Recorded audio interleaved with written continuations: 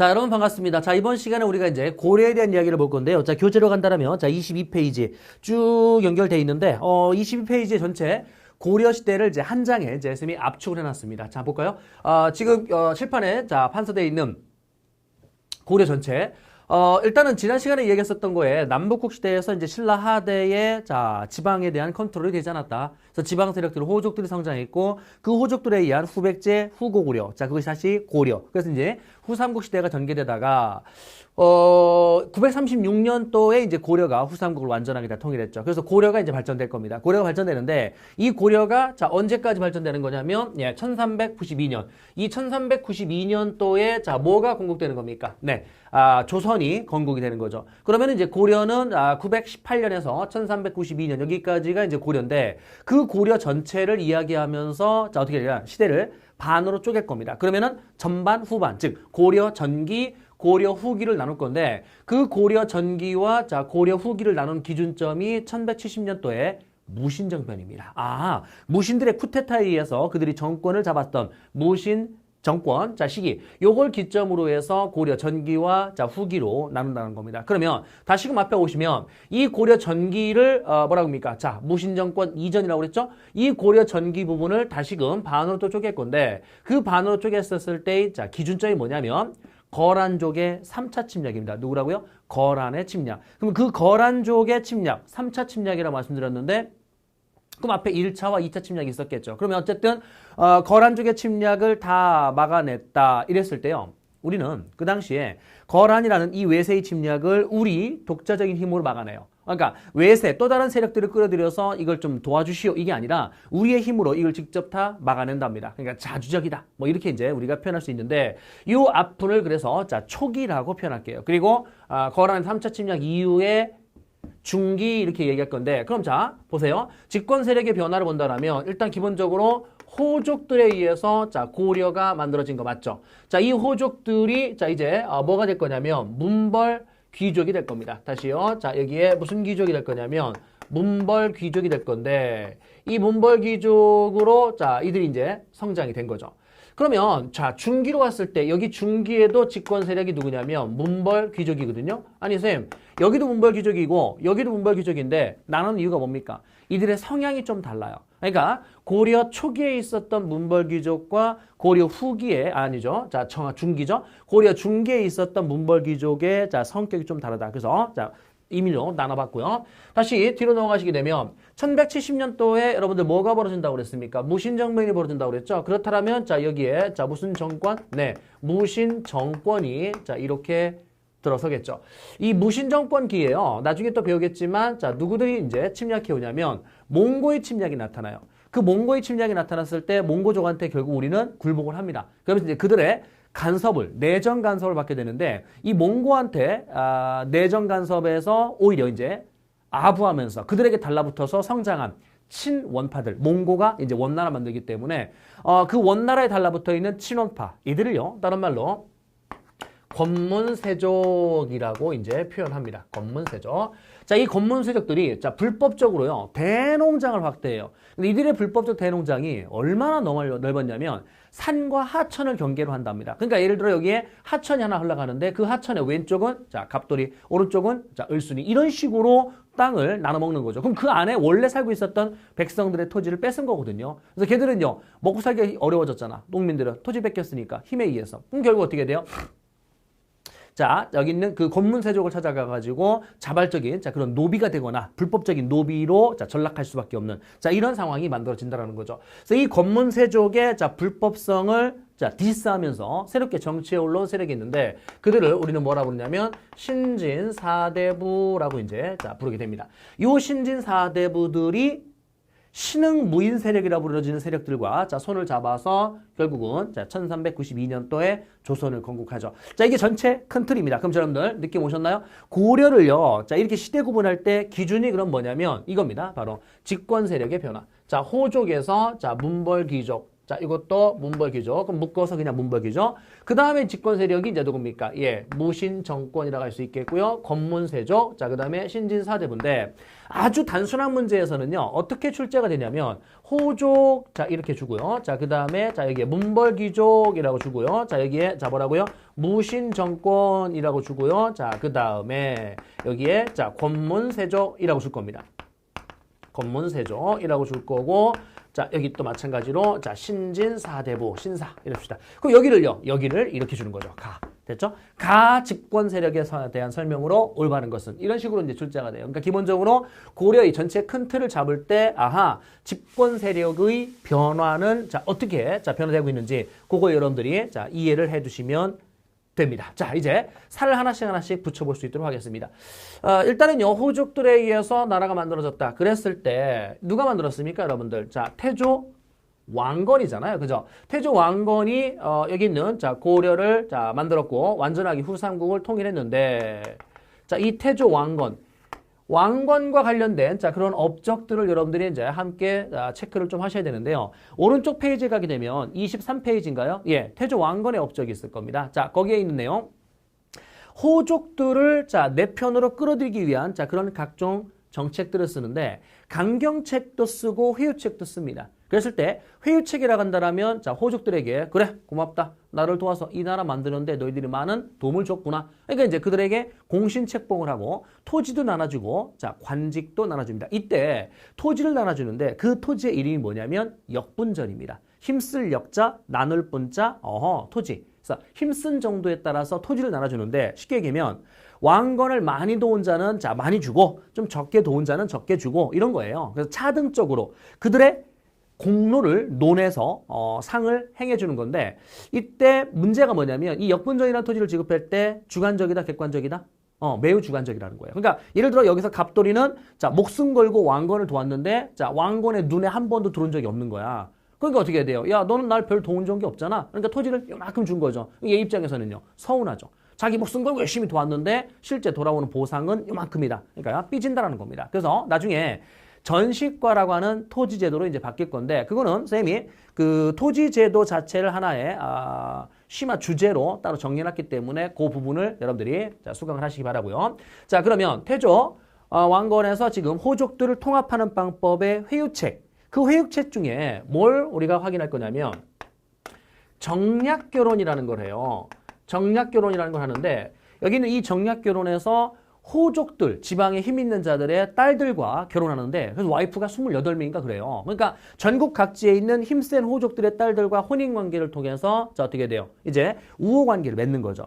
근데 문제는 뭐냐면 이게 호족을 통합하는 나름의 왕권을 안정시키기 위한 그런 정책이었었는데 여러분 와이프가 28명이니까 그 안에서 나오는 베이비들이 또 있을 건데 그 베이비들이 그렇죠. 엄마가 다 달라요. 엄마가 다 다르다 보니까 결국 이제 그 다음에 왕위를 누가 차지할 것이냐. 자, 이런 어떤 다툼. 자, 그런 불씨의 씨앗을 만들었던 게 바로 정략결혼이다. 어쨌든 자, 정략결혼. 자, 하나 확인하시고요. 그래서 요 다음에 해종이라는 왕이 나오게 되는데 이 해종이라는 왕 때는 태해정광. 그래서 해종이라는 왕 때는 왕규의 난 이런 난이 벌어지면서 결국 어떻게 돼요? 왕이 쟁탈전 같은 게 벌어진 거예요. 그러다 보니까 왕권이 매우 불안정하다. 해종. 자, 그 다음에 정종.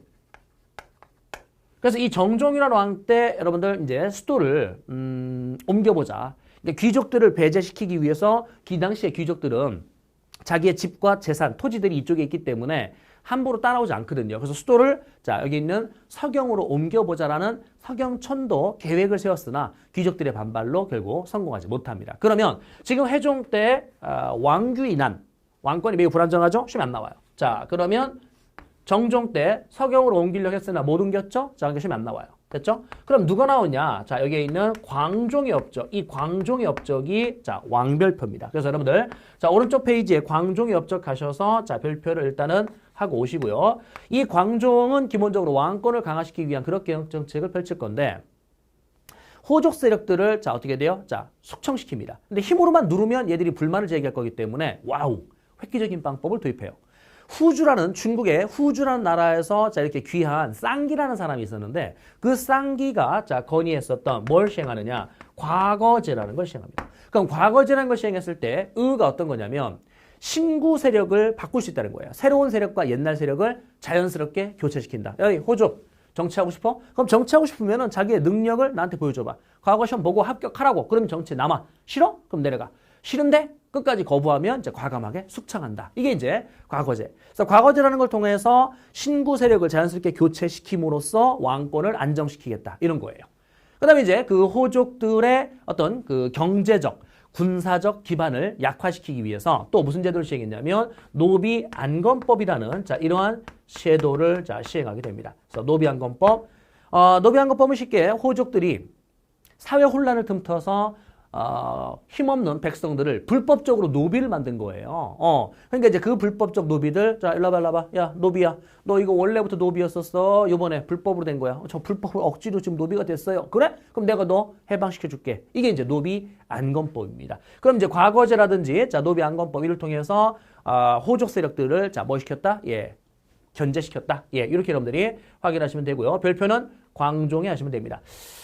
그 다음에 다섯 번째, 태해정광 경종. 경종이라는 왕이 올라오게 되고, 이때 뭐가 시작되냐면, 전식과라는 제도가. 아까요, 태조가 자, 했었던 토지가 뭐라고 그랬습니까? 역분전이라고 그랬잖아요. 그죠? 역분전. 그래서 그 역분전은 매우, 자, 뭐였다? 주관적이었었다. 그래서 주관적인, 자, 이런 지급에 의해서 불만 세력이 있다. 그래서 이제 객관화시킨 거예요. 그래서 관리의 등급에 따라서 이 과가 관리의 등급이라는 뜻이거든요. 그래서 관리의 등급에 따라 토지를 나눠주는 전식과. 자, 그 다음에 자 여기 있는 성종, 이 성종이라는 왕 때 자 이제 또 통치 체제가 완성이 되는데 선생님이 지금 동그라미 3명 쳤죠? 누굽니까? 태조, 자 광종, 자 성종 이 3명만 시험에 나와요. 3명만 시험에 나오는데 그중에 광종의 업적이 가장 시험에 잘 나온다. 그러면 성종 때 눈여겨봐야 될 게 뭐냐면 자 최승로, 이 최승로라는 사람이 있었는데 최승로의 자 시무 28조.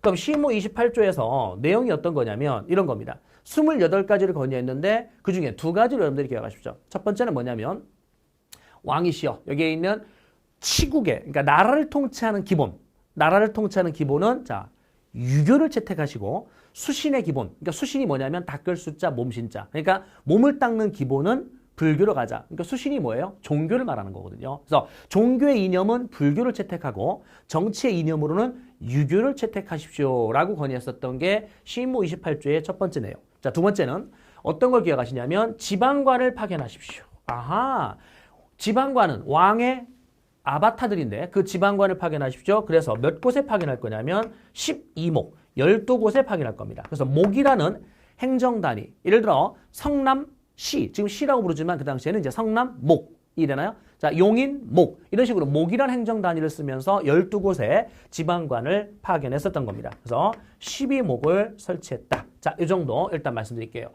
그래서 이 페이지에 23페이지에 나와 있는 자 다시 자 태조, 자 그 다음에 광종, 성종의 업적, 중요한 거 이 정도로만 선생님이 일단 정리하고 설명되지 않은 부분들을 해서 여러분들 모르는 용어라든지 자 이해가 안 되는 부분이 있으면 자 뭐 하시라고요? 예, 선생님한테 다시 게시판에 질문 올리시는데 현장에서 이제 그나마 질문이 가장 많이 들어오는 게 뭐냐면 사신관 제도 했나요? 했죠. 지난 시간에 우리가 사신관 제도를 살펴봤어요. 그죠? 자 그러면 기인 제도라는 거 있나요? 네, 기인 제도. 이 기인 제도는요 뭐냐면 왕건이 이제 시행했었던 정책 중에 하나인데 기인 제도는 지방에 힘 있는 세력들, 호족이라고 그랬잖아요. 그래서 얘들은 호족을 자 여전히 지방에서 영향력을 행사할 수 있게끔 자치를 어느 정도 허용해줬던 게 바로 왕건이거든요. 광종은 호족을 다 눌렀고요. 어쨌든 그때 그 태조가 왕건이 호족 세력들의 아들들 있잖아요. 그 아들들을 서울에 자 인질로 잡아두는. 그럼 만약에 지방인 호족이 자 왕한테 불만을 품고 반란을 계획한다든지 뭐 이런 움직임이 있으면 인질로 잡혀있는 얘를 자 곧바로 자 죽여버리겠죠. 그러니까 이제 결국은 지방 세력의 자식들을 볼모로 인질로 잡아두는 제도, 이게 바로 기인 제도입니다. 예, 이 정도 확인하시면 되고요. 그러면 그 이후에 자 이제 얘네들이 과거라든지 아니면 음서. 자, 음서. 이 음서라는 게 뭐냐면은요. 지금 과거 제도는 자, 능력을 중시하는 자, 그런 사회로 바꾸기 있는데 나중에는 자, 과거보다는 음서의 비중이 더 크거든요. 그러니까 음서는 뭐냐면 5품 이상의 높은 관직에 있는 자, 그 공무원의 아들들. 그 아들들에게 자, 혜택을 주는 건데 과거 시험이나 이런 과정 없이 자동으로 관직에 진출할 수 있는 그런 시스템이 바로 음서입니다. 그러면은 음서를 통해서 예를 들어 자 A가 관직에 올라갔어요. 그래서 자 높은 관직에 또 나중에 자 승진해서 5품 이상이 됐습니다. 그러면 그 A의 아들 A 다시도 음서를 통해서 관직에 끌어들일 수 있어요. 그래서 A 다시가 또 공무원이 됐고 또 승진을 해가지고 또 높은 관직에 갔어. 그러면은 그 A 다시의 아들 A 다시 얘도 어떻게 돼요? 음서를 통해서. 와우. 그럼 지금 뭐야? A 다시 뭡니까? A씨라고 하는 특정한 성씨를 가진 가문. 그 가문이 정치적 지위를 계속 뭐하고 있어요? 세습하고 있죠. 그래서 뭐라고요? 특정 가문에서의 권력 세습, 문벌 귀족이다. 이렇게 표현하죠. 그럼 문벌 귀족이 성장할 수 있었던 기반에 자 뭐가 있었다는 거예요? 예, 바로 음서라는 제도가 있었다는 겁니다. 됐죠? 또 하나 본다라면 자 공음전이라는 자 그런 토지가 있는데요. 이 음서와 공음전 이걸 통해서 이제 문벌 귀족이 성장합니다. 공음전은 뭔데요? 자 보세요. 이 전시과라는 제도가 토지를 나눠주는 제도라고 제가 말씀드렸는데 이 공무원들한테 토지를 주면 시대를 막론하고 선생님이 뭐라고 그랬어요? 수조권을 주는 거라고 그랬죠. 소유권을 주는 게 아니라 자 수조권, 세금 거둘 수 있는 예를 들어서 자 국가가 갑돌이한테 여기에 있는 분당현이라는 토지를 줬어요. 그럼 분당현에 백성들이 살고 있잖아요. 백성들이 살고 있는데 분당현의 토지를 자 지금 갑돌이가 공무원으로의 월급을 받았단 말이야. 그럼 토지를 뺏는 거냐? 아니라는 거죠. 백성들은 그냥 농사 짓고 사는 거예요. 그럼 이제 그 백성들한테 자 뭐를 걷어가는 거예요? 세금을 걷어가는 겁니다. 원래 세금은 국가한테 내는 거죠. 국가한테 내는 건데 자 국가인 왕이 갑돌이한테 그 토지를 줬잖아요. 그러면 그 동네에 살고 있는 분당현의 주민들은 농사를 짓고 그거에 대한 세금을 갑돌이한테 내는 거죠. 그럼 갑돌이는 거둘 숫자, 조세를 걷죠. 그 권한을 받은 거거든요. 그럼 수조권을 받아서 자 얘가 그걸로 이제 월급으로 쓰는 겁니다. 세금 걷어서. 근데 나중에 갑돌이가 죽었습니다. 그럼 갑돌이가 죽었을 때, 자, 이제 갑돌이는 죽고, 새롭게 을순이라는 공무원이 올라왔는데, 을순이라는 공무원도 월급 줘야 될 거 아닙니까? 그죠? 그러니까 이제 갑돌이가 죽으면, 그렇지. 그 토지를 다시금 국가에 반납하는 겁니다. 그러면 이제 갑돌이 죽은 다음에 반납이 됐고, 을순이가 그 토지를 다시 받는 거죠. 을순이가 죽으면, 이번에는 병순이가, 자, 다시금 요거를 물려받는 거죠. 그러니까 물려받는 게 아니라 반납된 거를 다시 병순이가 받는 거죠. 어쨌든. 그럼 이제 기본적으로 전시과에서 토지는 자, 뭐 해야 된다는 거예요? 반납해야 된다는 겁니다. 그런데 나눠준 토지들 중에 반납하지 않고 세습이 허용되는 토지가 있어요. 그 토지를 자, 스페셜하게 뭐라고 불렀냐면 공음전이라고 불렀습니다. 그래서 공음전이란 이 토지는 5품 이상의 자, 높은 고위 공무원들한테만 별도로 주는, 그러니까 기본 월급 외에 별도의 토지를 줬는데 그 별도의 토지를 공음전이라는 이름으로 준 거예요. 근데 이 토지는 세습이 가능해요. 그럼 아까 있던 A가 A 다시한테 아들한테 그 A 다시는 다시 A 다시 자기 아들한테 계속 물려줄 수 있죠. 와우. 음서는 정치적 특권이고요. 공음전은 경제적 특권인 겁니다. 그러니까 이거는 계속해서 그 가문이 성장할 수밖에 없는 자 그러한 엄청난 혜택, 특권이었었던 거죠. 그래 음서와 공음전을 기반으로 해서 자 문벌 귀족이라는 게 자 형성이 됐다더라. 그러면 이 문벌 귀족 얘들이요. 지금 초기잖아요. 초기의 문벌 귀족은 그나마 자주적이고 진취적이다. 자, 얘들인 무슨 정책을 계속하고 있냐면 북진 정책을 계속하고 있어요. 이 태조 왕건이요. 후대 왕들한테 자, 유언을 남겼어요. 그걸 후뇨 10조라고 하는데 그 후뇨 10조에서 자, 내 후손들아 왕은 이러한 일을 해라 라고 이제 일종의 유언 같은 걸 남겼는데 그 후뇨 10조에서 어떤 게 있냐면 고구려 개성의식 북진정책. 그래서 서경을 북진정책의 전진기지로 삼아서 틈만 나면 올라가라. 그래서 고구려의 옛 땅을 반드시 회복해라. 뭐 이런 내용을 유언으로 남겼거든요. 그러니까 이제 이 초기에는 자 이런 북진정책이 계속 뭐 되고 있다? 지속되고 있다. 자, 이 정도 여러분들이 확인하시면 되고요. 두 번째. 그런데 문제가 뭐냐면 여기에 있는 거란의 침략이 나타날 건데요. 자, 보세요. 지금 여기에 발해가 이렇게 있었습니다. 맞죠? 발해가. 그 다음에 여기에서 고려가 후삼국을 완전하게 통일한 게 936년이죠. 발해가 망한 시점이 언제냐면 926년이거든요. 그런데 우리가 발해를 공부할 때 발해 포인트가 뭐였었냐면 고구려 개성의식. 맞나? 그렇죠. 얘도 고구려 개성의식. 자, 얘는 당연히 고구려 개성의식. 그래서 나라 이름이 고려잖아요. 근데 얘가 망했죠. 후삼국이 다 통일되기 딱 10년 전에 망했죠. 누구한테? 거란한테.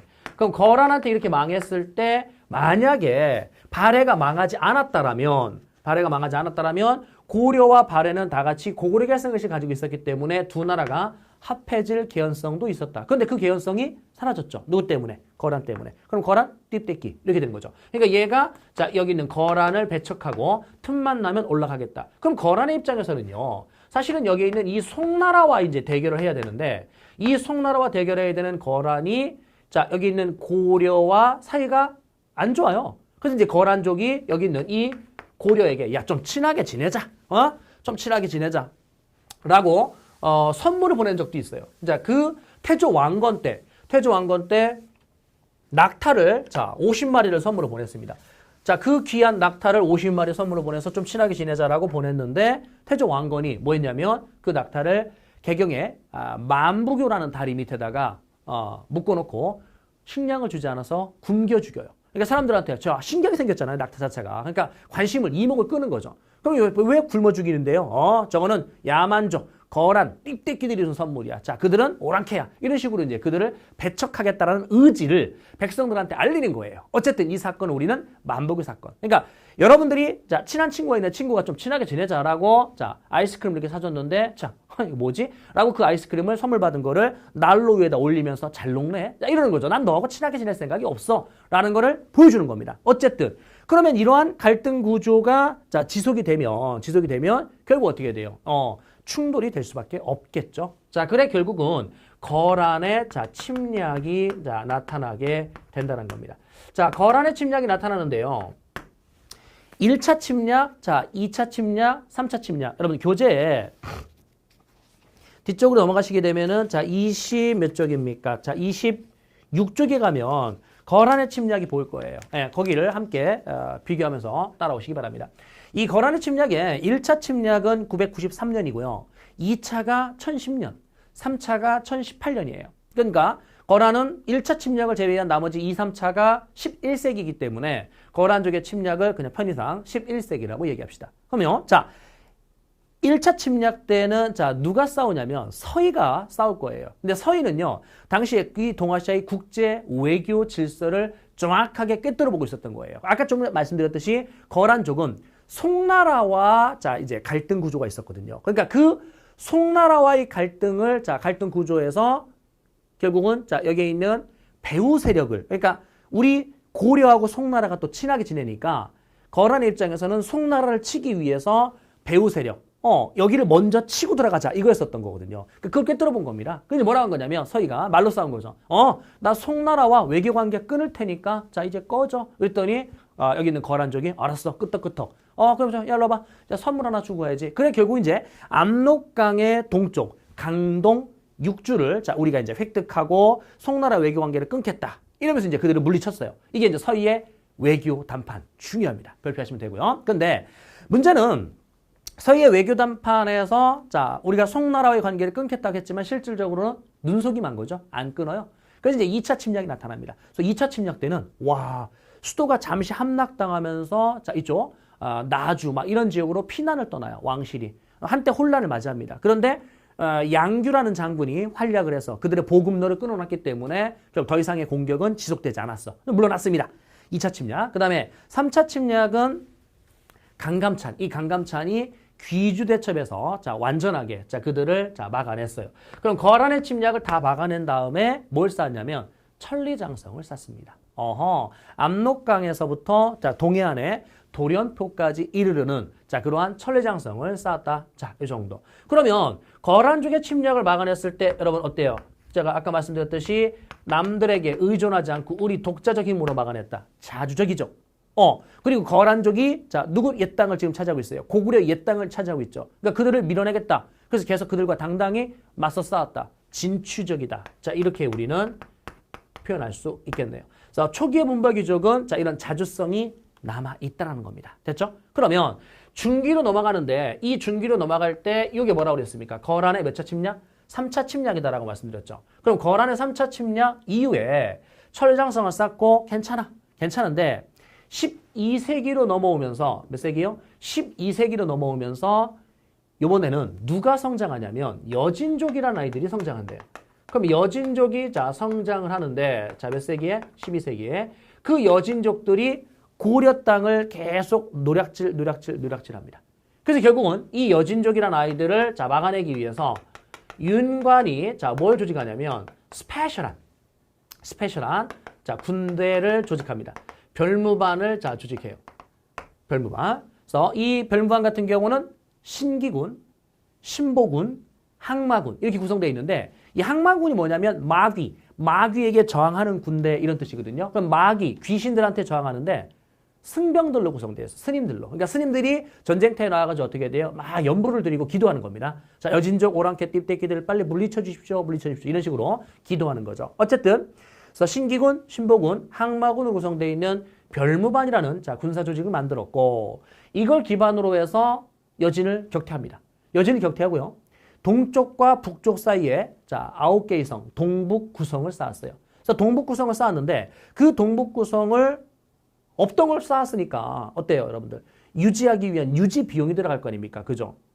그래서 이제 그 유지 비용에 대한 부담은 점차 커지고 또 여진족이 미안해, 잘못했어. 자, 라고 우리한테 자, 동북 구성을 돌려주세요라고 요구했는데 이 동북 구성을 자, 여진족에게 결국 우리가 반환해줬답니다.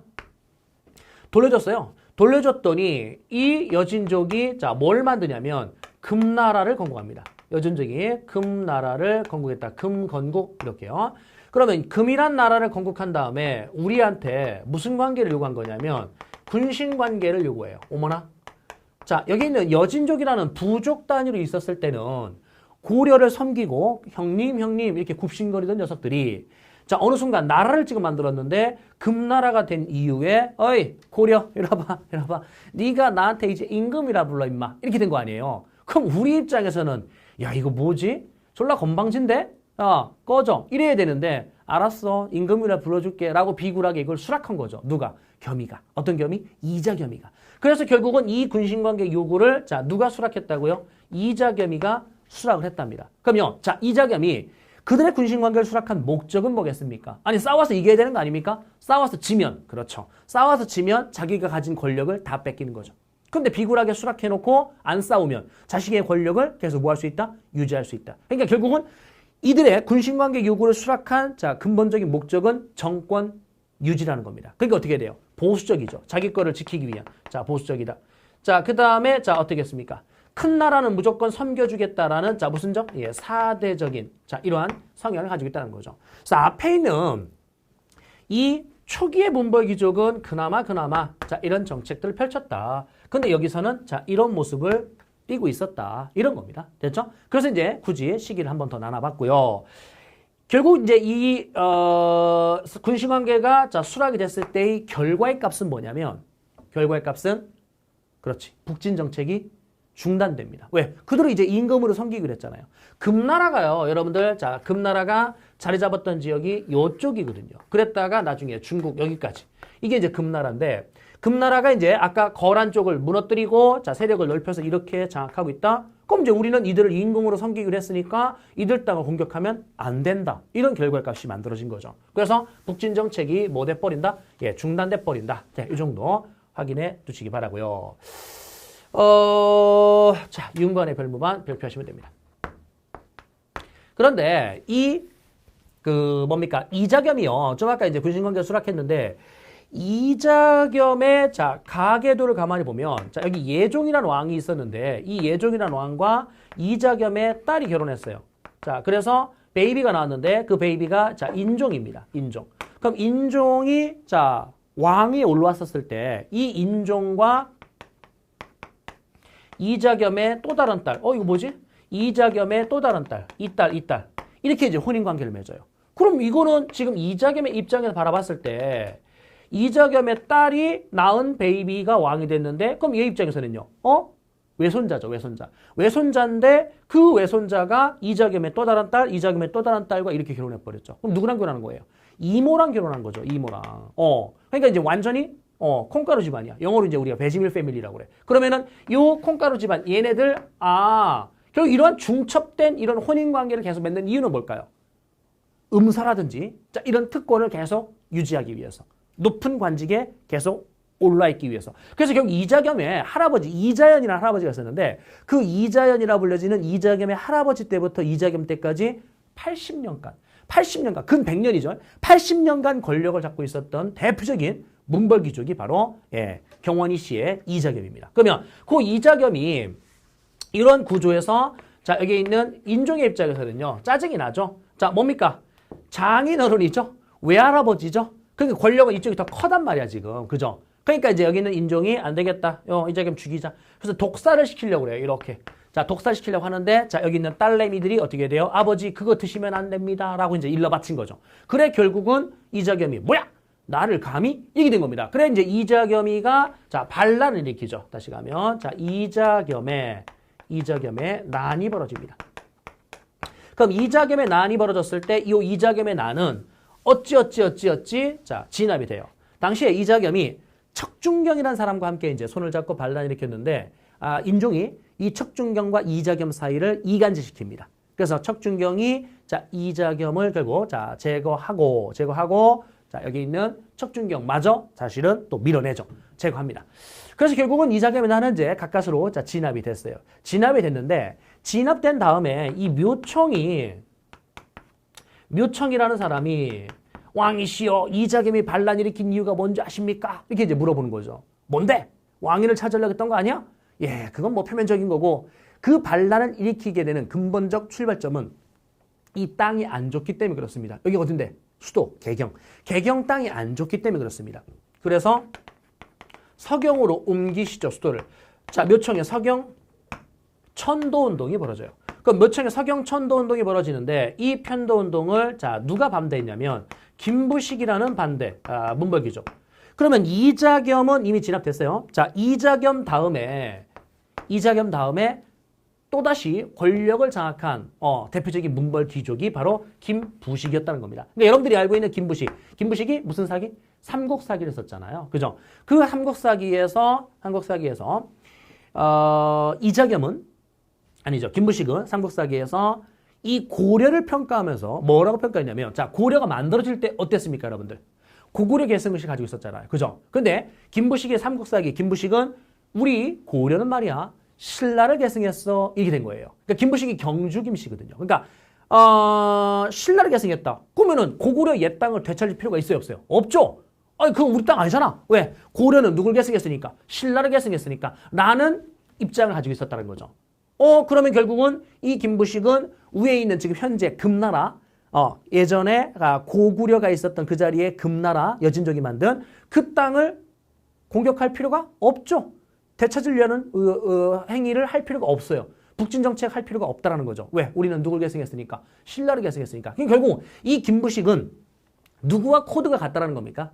이자겸과 코드가 같다라는 거예요. 이해돼요? 그러니까 여기 있는 이자겸 다음에 대표적인 문벌귀족이 바로 김부식이었었던 거죠. 그래서 김부식과 묘청이 이렇게 이제 팽팽하게 대립하다가 이들이 이제 기득권을 가지고 있었으니까 묘청의 서경천도 운동은 자 좌절됩니다. 좌절됐고 자 묘청이 서경으로 가서 자 난을 일으키게 됩니다. 1135년도에 묘청의 난. 그러면 이자겸의 난, 자 묘청의 난, 자 이러한 일련의 사건들이 땅땅 벌어졌잖아요. 이런 일련의 사건들이 땅땅 벌어지면서 자 문벌귀족 사회가 이제 조금 흔들리기 시작합니다. 쉽게 얘기하면 이 안에 골만 거야. 이 고름이 생긴 거야. 근데 그 고름들이 하나씩 터져 나오기 시작한 겁니다. 그래서 이자겸의 난과 묘청의 난이 가지는 의미는 문벌귀족 사회가 흔들리고 있다. 예, 그런 불안정한 상황에서 자 뭡니까? 무신정변이 자 터질 겁니다. 그래서 무신정변이 자 1170년도에 자 벌어질 건데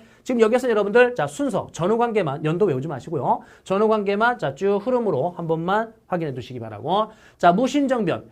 당시 이제 무신들에 대한 차별이 있었는데 그 무신들에 대한 차별 대우에 자 불만을 품고 쿠데타가 자 벌어집니다. 그랬을 때 이 무신 정권에 누가 있었냐면 정중부, 자 그다음에 경대승, 자 그리고 이의민, 자 그다음에 자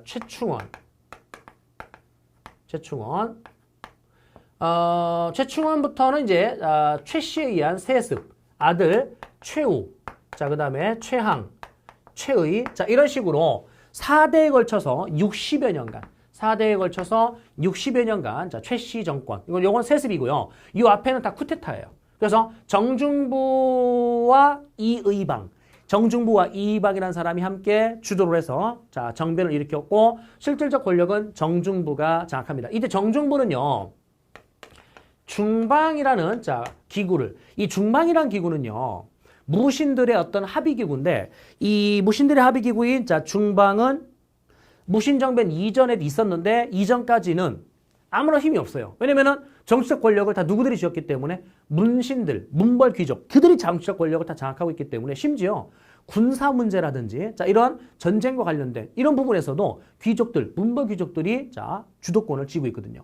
그래서 이제 중방이라는 기구는 아무런 자, 의미가 없는 그런 형식상의 기구였었는데 이제 정변이 꽝 터지자마자 자신들의 합의 기구인 중방을 최고 권력 기구로 이제 이용하기 시작했다는 겁니다. 자, 그다음에 이제 이거를 쿠데타로 엎었던 게 경대승인데 경대승은 자, 도방이라 불려지는 사병 집단을 만들게 돼요. 도방. 됐죠? 이 도방은 쉽게 얘기하면 이제 중무장을 한 무신들, 자, 방패, 창, 막 이런 큰 무기를 자, 들고 다니는 장수들 한 30여 명을 항상 거느리고 다니는 겁니다. 그러니까 사람들에게 위화감을 심어주는 거죠. 나한테 덤비면 뒤진다. 이런 겁니다. 어쨌든 도방이라 불려지는 사병 집단을 이끌고 다녔다. 이의민은요, 재밌는 게 이의민은 천민 출신이에요.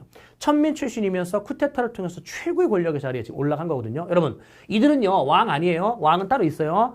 허수아비의 왕입니다. 자, 실권을 쥐고 있는 거죠. 이의민은 천민 출신이었었고, 자, 중방이라는 기구를 마찬가지로 최고의 권력 기구로 씁니다. 자, 이 최충원 때 와서 뭘 설치하냐면, 도방이라는 거를 다시금, 자, 부활을 하고요. 두 번째 간다라면, 교정도감이라는 걸 설치해요.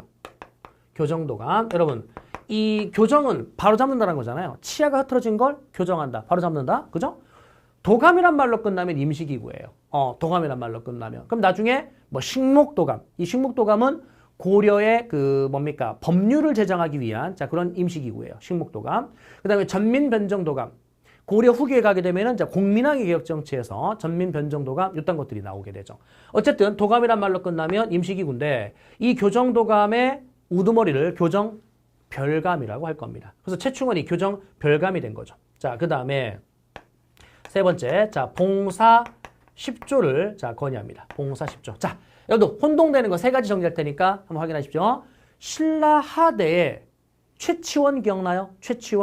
최치원의 시무 10조. 됐죠? 자, 그 다음에 고려 초기에 성종이라는 왕 때 최승로의 시무 28조. 사람 이름하고 자, 여기 있는 건의의 개혁안이 몇 가지인지 자, 10개, 28개. 자, 그 다음에 여기 있는 최충원은 무신 집권자이면서 봉사 10조. 됐죠? 자, 이런 겁니다. 그러면 얘네들이요. 자, 얘네들이 그 쿠데타를 일으킨 이유 중에 하나가 뭐냐면 무신들에 대한 차별. 그러니까 무신들을 지나치게 개무시했거든요. 그래서 고려 시대에는 뭐가 없었냐면 과거제도에서 무과가 없었어요. 과거제도가 광종 때부터 이제 시행됐잖아요. 근데 무과가 없어요. 그러니까 무신들은 과거 시험을 보지 않고 그냥 힘에 의해서 세습되거나 이렇게 선출되거나 이런 거였거든요. 그러니까 이제 문신들이 이런 무식한 것들라고 이제 무시하는 이러한 어떤 사회적 풍조가 있었다는 거죠. 그리고 토지도 자, 여기에 있는 그 지급을 적게 받게 되는데 문신들에 비해서 토지를 자, 적게 받아요. 자, 그러면 결국은 여기 있는 이 무신들이 쿠데타 일으킨 다음에 뭐 할까요? 자신들이 토지를 적게 받거나 못 받았다고 그랬잖아요. 월급으로. 공무원인데. 그래가지고 이제 힘에 의존해서 토지를 뺏고 막 이러는 거예요. 그러다 보니까 사회가 혼란스러워질 거 아닙니까? 그러니까 최충원이 봉사 10조를 통해서 어이! 토지 같은 거 함부로 뺏지 마. 사회 안정시켜야지. 이러는데 자, 문제는 뭐냐면 본인은 뺏고 있어요. 본인은 뺏고 있으면서 남들 보고 하지 말라는 거죠. 결국은 윗물이 흐르니까 아랫물도 자연스럽게 흐려질 수밖에 없는 자, 사회적 혼란이 계속 지속이 됩니다. 그 정권에서는 이제 최씨 정권에 의한 자, 이제 세습이 이루어지는데 최우 요 아들 때 자, 뭐가 설치되냐면 삼별초라는 게 설치가 될 거예요. 삼별초. 이 삼별초는요. 원래 치안 질서를 유지하기 위해서 만든 거거든요. 그래서 좌별초와 우별초라는 게 있었는데 그러니까 야별초를 처음 만들었어요. 야별초. 밤야자. 밤에 별동대. 이게 뭐냐면 사회가 혼란스럽다 보니까 범죄도 막 들끓거든요. 그래서 그 범죄를 예방하기 위해서 방범순찰대를 만든 거예요. 그게 야별초입니다. 근데 야별초만 가지고 숫자가 부족하니까 이거를 이규대로 바꾼 거예요. 그래서 좌별초, 우별초. 좌별초, 우별초 바꿔놨는데 여기 하나 추가될 거예요. 뭐가 추가될 거냐면 신의군. 신의군이 뭐냐면 몽고 침략을 받았거든요. 자, 몽고 침략을 받았는데 이 몽고 침략을 받았을 때 어디로 천도하나요? 강화도로 천도해요. 강화도로 천도해가지고 자 항쟁을 합니다. 근데 물론 나중에 결국 몽고한테 굴복을 한다고 제가 말씀드렸죠. 그 몽고 침략 과정에서 포로로 잡혀갔다가 우여곡절 끝에 결국 탈출에 성공한 그런 사람들이 있을 거 아니에요. 걔네들이 이 삼별초 안에 들어가요. 그래서 신의군이라는 이름으로 몽고의 포로로 잡혀갔다가 돌아온 자들이 여기 함께 들어갑니다. 그러면은 좌별초, 우별초, 신의군 이렇게 세 개로 구성된 특수군대. 자, 바로 삼별초를 조직했었던 게 자, 여기는 최우대고요. 자, 몽고 침략받았다. 그래서 수도를 어디로 천도했다고요? 강화도로 천도했습니다. 자, 세 번째.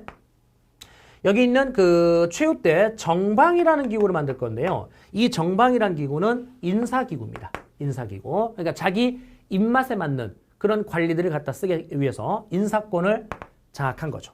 자, 네 번째. 자, 여기 있는 서방이라는 자, 그러한 기구도 만들어요. 서방은 문신 숙위 기구입니다. 그러니까 문신들을 자기 집에다 머물게 하고 그 문신들과 함께 정치도 논하고 학문도 논하고 이 최후 같은 경우는 글도 잘 썼거든요. 그래서 여기는 문신들과 친하게 지내기 위한 문신 수기기구. 자, 이게 바로 서방입니다. 그래서 명칭 앞에 이제 중방, 도방, 자 여기는 정방, 서방. 자, 이런 명칭 한 번쯤만 더 확인해 두시기 바라고요. 나중에 여기 있는 마지막 집권자인 임유무라는 집권자가 있는데 그 임유무라는 자 집권자가 자 뭐 되면서 피살되면서 임유무가 피살되면서 결국은 자 뭐 하느냐 여기에 있는 몽고에게 완전하게 자 굴복을 했고 개경으로 돌아갑니다. 아까 이 몽고의 침략에서 몽고는 여러분들 기마민족이야. 그러니까 얘들은 말 타고는 잘 싸워요. 말 타고 잘 싸우는데 애들이 배멀미합니다. 그러니까 이제 그 강화도로 유인하기 위해서 강화도로 천도했었던 건데 마지막 집권자 임유무가 피살되면서 자 원래 수도인 개경으로 돌아갑니다. 개경으로 돌아가서 자 우리는 원나라의 자 간섭을 받죠. 그래서 여기가 이제 원간섭기다. 자 이렇게 이야기할 수 있겠네요. 이 원나라 간섭기예요. 원나라 간섭기에 친원파들이 자 성장을 합니다. 친원파들이. 그러면은 자 지금 보시면은 친원파들이 자 성장했다. 얘들이 권문세족이잖아요. 그래서 얘네들 권문세족 불법적 대농장 그 불법적 대농장을 확대할 건데 아까 잠깐 말씀드렸듯이 산과 하천을 경계로 할 수 있을 만큼 어마어마한 자 면적의 토지를 넓혀 나갔다. 여기에 지금 전시과 제도라는 게 자 지금 시행이 됐는데 전시과 제도에서 여러분들 자 뭐가 있었습니까? 전시과 제도에서 음서와 자 공음전 자 이때 공음전이 전시과에서 나온 토지 중에 하나라고 했잖아요. 그럼 일반적인 토지는 자 뭐라 부르냐면 과전이라고 불러요. 과전이라고 부르는데 이 공무원들 중에 특수직 있잖아요. 예를 들어 군인들도 공무원이니까 그렇게 걔들은 군인전. 그러니까 일반 공무원들은 과전이라는 이름으로 토지를 줬는데 군인들한테는 자 뭐라 줬다고요? 군인들한테는 군인전. 향리들 그 향리한테도 토지가 줬는데 쌤 향리가 누군데요? 향리는 이렇게 생각하시면 돼요. 자 기존에 호족들이 있었는데 이 호족들이 향리란 이름으로 바뀌었다. 자 보시면 초기에요. 이 고려 초기에 집권 세력에서 아니 뭐 그 왕의 업적에서 태조, 광종, 성종을 한번 가보세요. 성종에 가면은 최승루가 시무 28조 건의했다는 걸 볼 거고 또 5조 정적평이라는 게 있을 겁니다. 쌤 5조 정적평이 뭔데요? 5, 자 5, 조, 할아버지 조자, 정치의 적, 업적. 그럼 5명의 할아버지들에 대한 정치적 업적을 평가한 겁니다. 그러면 성종이란 왕 앞에 쌤 왕 이름 쭉 써놨었잖아요. 성종이란 왕 앞에 몇 명의 왕이 있는지 보세요. 몇 명? 5명이거든요. 그러니까 쉽게 얘기하면 성종이란 왕 때 앞에 있던 5명의 할아버지들의 자 왕들의 업적을 평가한 겁니다. 이건 잘했고, 이건 못했고, 이건 잘했고, 이건 못했고, 이건 본받을 만하다. 이런 식으로 평가했는데 이 5명의 할아버지 중에 자 성종은 누구를 디스했냐면 광종을 디스합니다. 그래서 광종이나 할아버지가 너무 심했다. 아니 호족이란 자들은 말이야. 호족이란 자들은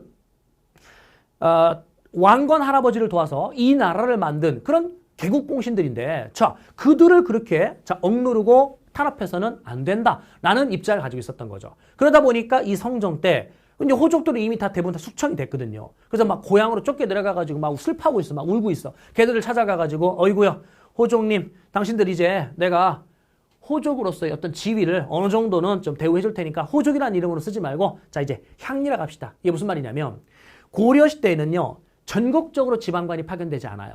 전국적으로 지방관이 파견되지 않고 지방관이 파견된 현은 자 뭐라 부르냐면 주현이라 부르고 지방관이 파견되지 않은 현은 속현이라 불러요. 그럼 지방관이라는 게 뭡니까? 왕의 아바타잖아요. 지방관 누구 때부터 파견됐습니까? 성종 때부터. 그쵸? 그럼 성종 때 지방관이 파견됐는데 지방관이 파견된 현은 주현이고 그렇지 않은 현들은 속현인데 속현이 훨씬 더 많아요. 속현이 훨씬 더 많은데 그러면 여러분 지방관이 파견돼서 뭐 하는 거죠? 행정, 사법, 군사. 그럼 행정에 세금 걷는 일을 하는 거예요. 그럼 이제 지방관으로 파견되어서 세금을 걷어서 왕한테 이렇게 올리는 그런 역할을 이제 지방관들이 한단 말이죠. 그러면 주현이라는 자 이곳은 지방관이 와 있는 자 파견되는 동네니까 세금을 거두면 돼요. 그럼 속현은 세금을 거둘 주체가 없죠. 왜? 지방관이 파견되지 않은 동네를 우리가 속현이라고 했으니까. 그러면은 지방관이 파견되지 않은 동네들이 자 많았다. 거기 세금을 안 낸다? 그럼 다 속현으로 이사 가겠죠. 자 그러니까 어떻게 돼요? 속현에서는 아하 호족 당신들이 향리란 이름으로 이제 불러줄 테니까 이 향리란 이름으로 자 여기 있는 속현에 대한 세금을 걷는 그 역할을 얘한테 맡긴 겁니다. 그러니까 지방관은 기본적으로 행정, 사법, 군사권을 가지고 있어요. 군사권도 있어요. 그런데 속현의 자 이 속현의 향리들은 뭐만 행정만 하는 겁니다. 군사나 사법, 재판할 수 있는 권한은 없고요. 얘는 세금 걷는 일만 하는 거예요. 그러면 나름대로 어떻게 해야 돼요? 지방에서 자 기존의 호족들에 대해서 어느 정도 약간 우대해 주는 거죠. 그 이전에 어땠어요? 광종은 그냥 힘으로만 다 눌렀잖아요. 호족을 바보 만들어 놨잖아요. 근데 성종이 다시금 그들을 약간 우대하는 차원에서 향리에 대한 자 어디요? 속현에 대한 행정 실무를 누구한테 맡겼다고요? 향리들한테 맡긴 겁니다. 그럼 여기는 이 향리들은 일종의 준 공무원이 된 거예요. 그죠? 과거 시험이나 이런 걸 합격한 건 아니지만 자 나름의 지방에서 영향력을 좀 행사할 수 있는 세금 걷는 일을 맡고 있기 때문에 준 공무원. 그럼 얘들이요 세금 걷다가 중간에 돈을 삥 뜯을 수 있죠. 그죠? 자 중간에 세금 걷다가 돈을 착복할 수 있단 말이죠. 그런 걸 막기 위해서 오늘날에요. 여러분들 은행에 보면 금융권의 종사자들, 물론 정규직입니다. 비정규직 말고요. 그 금융권의 종사자들의 연봉이요. 상당히 높아요. 대기업보다 오히려 높아요. 대기업 수준에 가깝거나. 그럼 연봉을 상당히 이렇게 높게 책정해주는 이유가 뭐냐면 은행 직원들이 월급이 너무 적다. 근데 급하게 돈이 필요하다. 근데 월급은 적고. 어떻게 해요? 고객의 돈에 손을 댈 수 있죠. 그러니까 마우스로 클릭 해가지고 자기 통장으로 자, 수천억을 빼내서 해외로 도피한다. 물론 그 사람이 뭐 잡히든 안 잡히든 그건 나중 문제고 그런 일이 계속 반복되다 보면 은행의 신용도가 은행의 신뢰가 떨어지죠. 그러니까 고객이 떨어져 나갈 거 아닙니까? 그죠? 그러니까 이제 은행에서는 직원들한테 당신들 말이야 먹고 살 수 있을 만큼 월급을 아주 빵빵하게 줄 테니까 절대 고객의 돈에는 손대지 마시오. 이런 거거든요. 그러니까 연봉이 높아요. 그러니까 이제 말하고 싶은 건 이 향리들도 지금 세금 걷는 지방 속현에 대한 행정 실무를 담당하다 보니까 얘들 중간에 돈을 띄어먹을 수 있거든요. 안 되겠다. 그래서 얘들한테 지급한 토지는 외역전이라고 불러요. 외역전. 이 외역전이라는 이름의 자 토지를 월급으로 준 겁니다. 그러니까 얘들 준 공무원 취급받는 거죠. 일반적인 공무원들한테는 과전이라는 이름으로 줬고 군인들한테는 자 군인전이라는 이름으로 줬고 자 그 다음에 여기 있는 향리한테는 외역전이라는 이름으로 줬는데 이 향리들이요. 아버지가 향리면 그 아들들이 향리의 지위를 세습해요. 또 그 아들이 또 향리. 그러니까 향리는 쉽게 얘기하면 호족이 이렇게 바뀌었다고 생각하시면 돼요. 그러면은 걔들이 받은 토지 이 외역전. 아니 아까 공무원들은요. 토지를 받으면 뭐 한다고 그랬어요? 반납해야 된다고 그랬잖아요. 근데 이 향리는 아들이 자 향리의 지위를 세습하고 또 그 아들이 향리의 지위를 세습하고 그러니까 직역을 세습해요. 그러다니까 자 이 토지도 다시 반납했다 다시 주고 반납했다 다시 주고 할 필요가 없죠. 왜? 그대로 향리 지위를 세습하고 또 세습하고 세습할 거니까 한 번 준 토지는 그냥 계속해서 그 집이 세습하는 이런 구조. 그러니까 이 외역전은 세습이 가능한 토지예요. 어쨌든. 이해돼요? 얘는 반납할 필요가 없어. 그런데 문제는 뭐냐면 아까 얘기했었던 권문 세력들 있잖아요. 그 권문 세력들이 불법적인 대농장을 확대하면서 누구 토지까지 건드린 거냐면 얘네들 토지까지 건드린 거예요. 그 얘네들 토지까지 건드렸다? 야, 장난하십니까? 이렇게 된 거죠. 그래서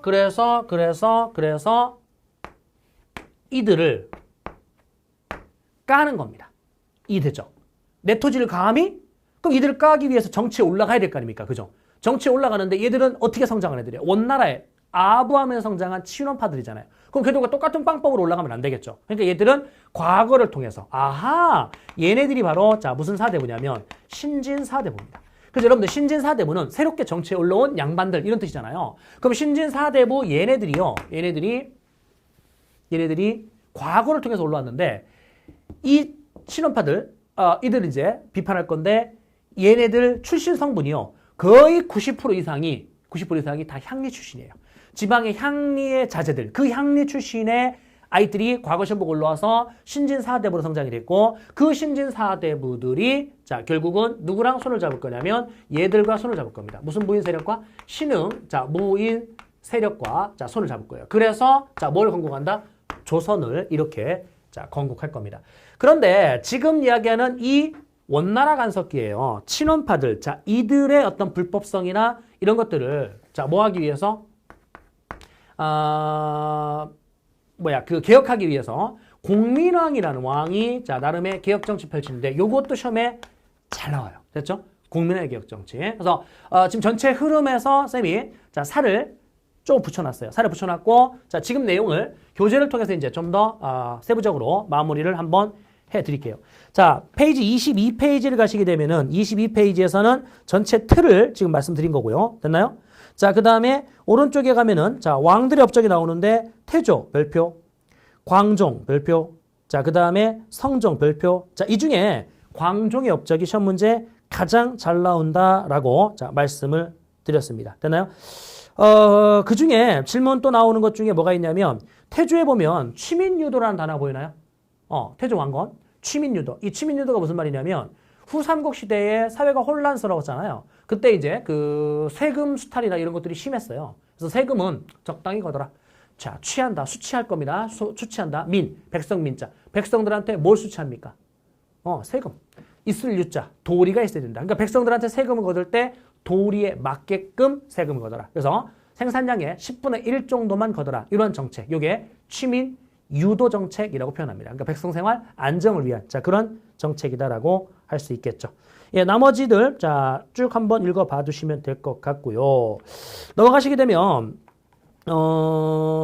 뒷장에 자 중앙정치기구 자 그다음에 지방행정조직 자 이렇게 나와 있는데 중앙정치기구는 여러분들 이성육부라고 일단 하나만 체크하시고요. 이성육부. 그 다음에 지방행정에서는 5도 양계. 자, 이렇게 한번 이야기합시다. 그러면 다시